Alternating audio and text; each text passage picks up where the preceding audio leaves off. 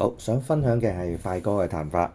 咁快歌嘅彈法其實呢就係左右右左右右左，你可以拍咗大髀先。每一個小節，每一個 chord，你當佢4拍，咁就左右右左右右就係咁啦。左右右左右右，咁就叫做4拍啦。1、2、3、4。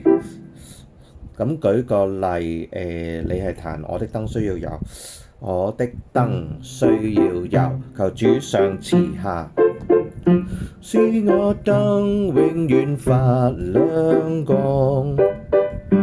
我的燈需要油，求主上慈下，使我燈發光到主作王。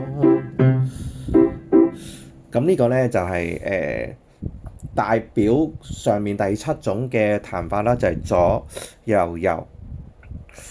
咁如果你係彈第8隻嘅彈法，咁咧你就會將個左右左，即係左右右就變咗做左右左，其他咧係冇分別嘅。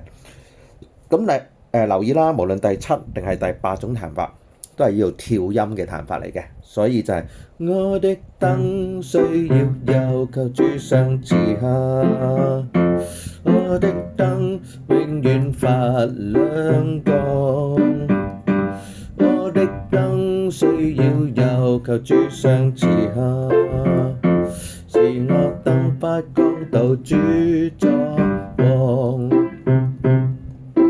將和散那，將和散那，將和散那，可我王之王。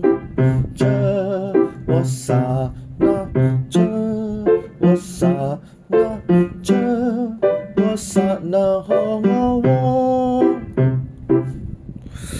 咁留意咧，就係左右手都要短啦，而兩個彈法都能夠成首歌彈晒，你咧就可以考慮正歌，即係頭嗰2行就用呢一個第7種，係啦。我的燈需要油，求主上慈下，聽上嚟平均啲嘅，冇咁大嘅節奏感。但係去到副歌啦，第3行咧，你就可以將佢變咗做第8隻彈法啦。